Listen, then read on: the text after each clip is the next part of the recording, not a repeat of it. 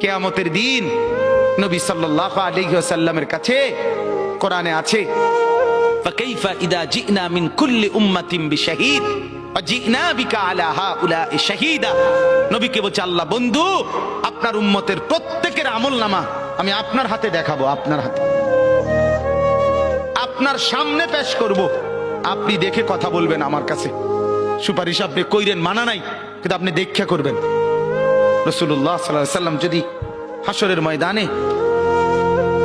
এরকম আমলনামা খুলে উল্টায় আর পৃষ্ঠার পর পৃষ্ঠা দেখে ফজর নাই, জোহর নাই, আসর নাই, মাগরিব নাই, ঈশা নাই, শনিবার রবিবার, মদ জুয়া, অবৈধ উপার্জন, গান বাদ্য, নাটক, সিনেমা, জিনা, ব্যভিচার, বেহায়া, বেপর্দা সব উল্টায়।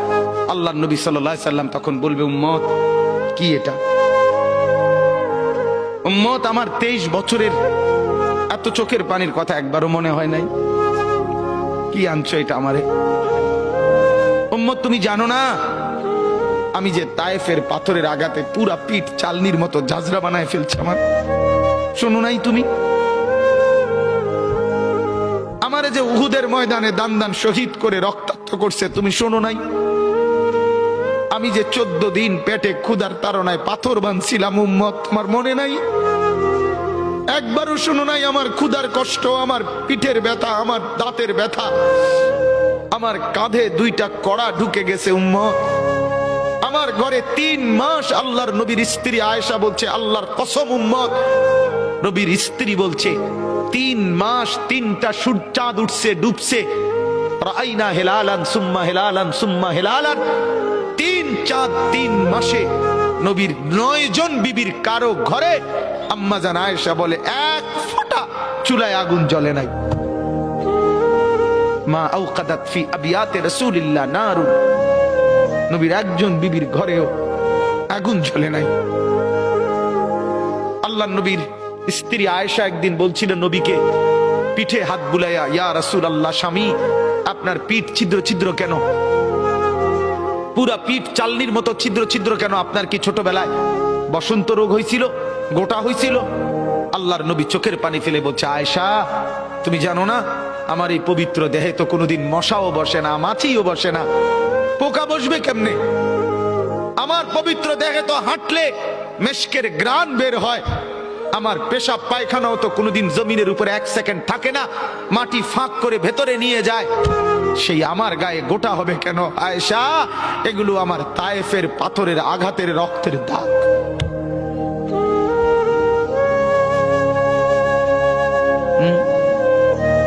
হলো না বাপ? কিছুই মনে হইলো না? এভাবে ভুলে গেলেন? ভুলে গেলেন রাসূলুল্লাহ সাল্লাল্লাহু আলাইহি সাল্লামকে একবারও মনে হলো না? আল্লাহকে ভালোবাসেন, নবীকে ভালোবাসেন, আখিরাত চিনেন? এই বাপ, আমি আপনাদের সন্তান, আমার বাবা আপনাদের মহল্লায় 43 বছর এই বড় মসজিদের ইমাম ছিলেন, 1 দিন 2 দিন না। আমি এই মাটিতে বড় হওয়া ছেলে, এই প্রাইমারি স্কুলের ছেলে, এখানেই বড় হয়েছি। এরা সব আমার আপনজন। আমি আমার আপনজনদেরকে শক্ত করে বললাম, আমি যদি কারো ভাতিজা হই আপনি আমার চাচা, আমি চাই আমার চাচা যেন হয় জান্নাতি। আমি যদি কারো নাতি হই আপনি আমার দাদা, আমি চাই আমার দাদা যেন হয় জান্নাতি। আমি যদি কারো ভাই হই বন্ধু, তো আমি চাই ভাই 2 ভাই মিলে একসাথে হই জান্নাতি। আল্লাহ তোমাকেও তৌফিক দেন, আমাকেও তৌফিক দেন। দোয়া করি বাপ, দোয়াও চাই। জিন্দগি বদলান যুবক, জিন্দগি বদলাও। দিবা নিশির ফিকির আমার, জিন্দগি চেঞ্জ করেন, জীবন চেঞ্জ করেন। ফজরের নামাজে অভ্যস্ত হন। আল্লাহর কসম বন্ধু, ফজরের নামাজ যে পড়বে না সে ইমাম মাহাদিকে খুঁজে পাবে না।